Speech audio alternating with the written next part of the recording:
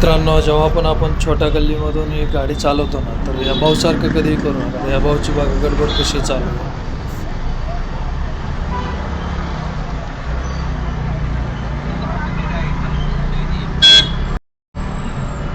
आपण पूर्ण दिवसभराची किती कमावणार आणि असं गाडी चालवल्याच्या नंतर जर कुठं काही टच झाली किंवा काही झालं तर आपल्याला ती भरपाई करून देण्यातच किती मागात पडेल ह्या गोष्टींचा पण विचार केला पाहिजे आणि नंतरच गाडी चालवली पाहिजे.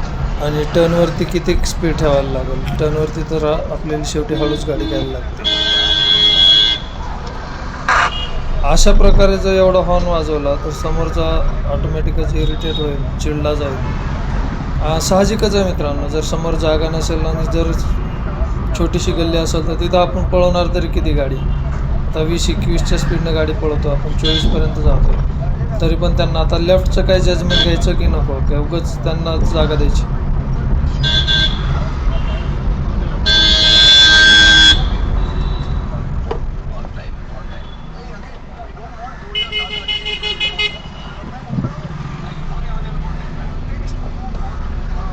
आता या ठिकाणी पण त्यांनी बघा ओव्हरटेक कसं केलं. आता समोर हे मुलं चालत आहेत. हे मुलं चालत असताना आपण डायरेक्ट जर राईटला घेतली असती किंवा इथं गाडीला गाडी जर टच झाली असती तर मात्र चूक पूर्ण त्यांचीच असते.